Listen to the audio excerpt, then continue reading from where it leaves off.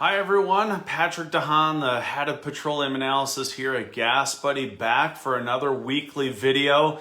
Temperatures are starting to get cold outside and we have a good one here for you today. A couple myths about gas prices. We all know you might have an aunt or uncle you talk to about your cars, and gas prices are conversational. They may say something, but there's a lot of these myths that somehow get started. I don't know if it was back in the 70s or 80s or 90s, or if it was even a couple weeks ago, but there's a lot of these myths that are pretty well founded, so we thought we'd bust a few of them here today. And by the way, if you have a question or you think something is a myth about gasoline or gas prices or even cars, let us know in the comment section there down below. We have a moderator. We'll be able to get to some of your questions after we go through this. So the first myth, probably one of the most popular, and you're gonna have to stick with me, hear me out on this, but oil prices and oil companies, I should say, set gas prices.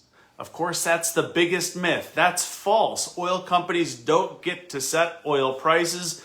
Of course, if they did, you remember a few months ago, oil prices went to negative $37 a barrel. That would never happen. So who the heck figures out how our gas prices set? Well, it's pretty complex. It's probably hundreds of factors that go into it, but we'll call it economics. Supply and demand go into it. Those are two very loaded words. Anything that can have an impact on supply or demand can thereby push gas prices up or down.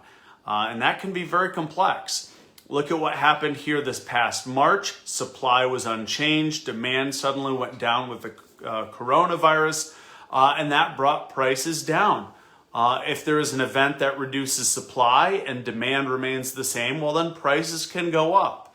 And so gas prices fluctuate on a daily basis. Not just a couple factors go into it, but many. Things like coronavirus, things like the temperatures outside, refinery capacity. Of course, the price of an oil plays a big role into that, of course. And the price of oil is also determined by supply and demand. And as we head here into the fall months, demand is falling. Of course, we're still in a situation due to the coronavirus that demand is much lower. So that is continuing to factor in why the national average is about 48 cents a gallon lower than it was last year. And so that's really what sets prices. Oil companies don't get to set prices, but it's the laws of supply and demand, the basis of economics, not too unlike the housing market, that really is what's in charge for determining the value of your house. We're all kind of on a ride and don't really get to choose what our house is worth, and that's why the market gets to decide. So now myth one behind us, myth number two, and I hear this a lot. This is interesting because, of course, we at GasBuddy here help you out. But myth number two, shopping around for lower gas prices wastes more time and gas than it's worth. Now, of course, there are some times you're not going to drive 20 miles out of your way to fill up for 10 cents a gallon less. But most of the time, most of us are living in areas where there are several gas stations, if not dozens upon dozens of gas stations. And simply going to your local gas station, there's a very small, about 0.1% chance that that station is the lowest in your area.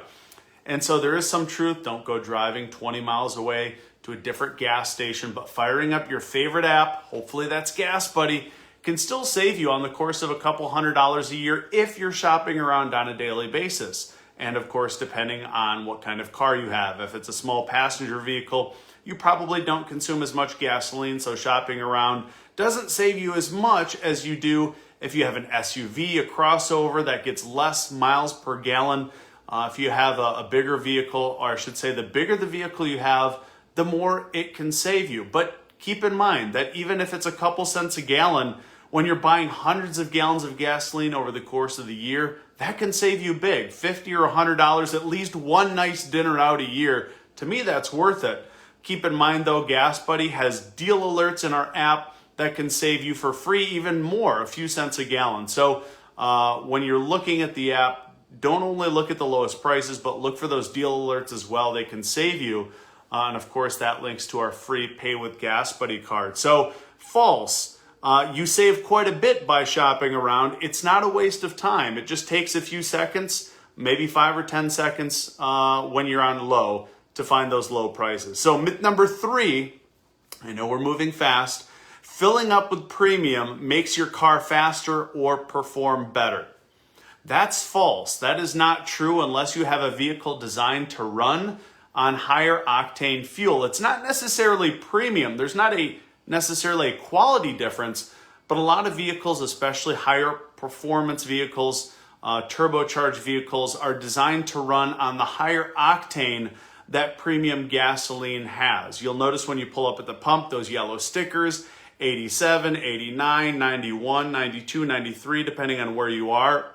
Those are octane ratings, and your vehicle, most vehicles nowadays, are still designed to run on regular, which is 87. So if you put premium in there, it's really not going to do anything different because your car is not designed to run on that expensive fuel. In addition, unless you're in California, most of the country sees premium prices that are 50 cents to as much as $1 a gallon more than regular fuel. So if you don't have a car that needs premium and you're filling up with that pricey premium fuel, you're flushing money down the toilet. I hate to say it, but most often you are wasting money. So that myth is false. It does not make your car faster, and it does not necessarily perform better. The big difference is in additives is what is in premium fuel. But like I said, octane rating, that's what you're after. Whatever your car requires is what you should fill up with.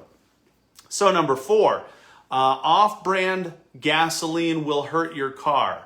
That's false. That's another myth. I know you may be used to those branded gas stations. Their marketing is very good. They may have special additives. They may have special detergents in their gasoline. But all of that gasoline is coming back from probably very similar refineries. That is, it's refined at one of the large oil refineries closest to you. And that refinery employs people in a lab to make sure that every batch of gasoline meets federal requirements. The last thing a company wants to do that refines gasoline is to send out a bad batch, and that has happened. Here in Chicago several years ago, a major oil company sent out gasoline that was not up to specification, and they recalled it. And so that's the big difference. Off-brand, there's generally a lower price. Why? For the same reason that some of those off-brand groceries in your grocery store tend to be a little bit cheaper, is because they don't have to pay for the marketing. And so off-brand gasoline can oftentimes save you several cents a gallon. I know there's some brands out there we love to go to, and they have loyalty programs, but all in all, it's very similar gasoline. Really, the only difference between those gas stations is what they're putting in their gasoline after it reaches the local tank, and they market the heck out of that. So sometimes I go to branded, depending on whoever's cheaper. So having said that, Richard had a question, kind of moving on now to our questions. If you have one, there's still time to leave your question below right here. Richard asks, is it best to fill it up on a cold day? That's another great question, Richard. I was kind of debating whether to talk about that. If it's very cold, ideally you get a tiny amount of gasoline more. Why is that? If you fill up on a cold day, you get more gasoline. Well, it's because gasoline is denser at colder and lower temperatures and thinner at high temperatures. And a lot of warm climates actually have a temperature correction to make sure that you're dispensed what you buy. And in Canada, for example, because it's very cold there year-round, well, at least some places in Canada, they also have temperature correction for the cold weather to make sure that you're not getting more than you paid for. But that cold weather correction, the temperature correction, is not something that every station has. So that's why you've heard that you can get a tiny bit more gasoline if you fill up on a cold day or first thing in the morning. But those gas tanks that the stations have are underground, so they're not as volatile temperature-wise as the air temperatures above the ground. But it is true you can get just a tiny more gasoline if you fill up on a cold day. So, Jess, is gasoline cheaper in the morning or at night? Well, great question. It does vary from place to place. I'm sure a lot of us have our own behaviors. We realize sometimes price is kind of hit and miss. It can be cheaper both at daytime and at night. It really depends on where you are. Some stations in the Great Lakes tend to see prices go up if they're going to go up around lunchtime. So that means leaving the house is never a bad idea. But then again, if the price of oil is in a downward motion for a period of days, you'll maybe come home from work and see lower prices. So there's not really one golden rule when it comes to the time of the day. It can vary. Some days it's cheaper in the morning. Some days you may come back home from work and it's slightly cheaper. But that's it for now. I don't see any other questions. If you have some on myths of gasoline, you can quickly comment below. Michael, do you agree with topping off the tank a tiny bit till a tiny bit splashes out? Well, it's all personal preference.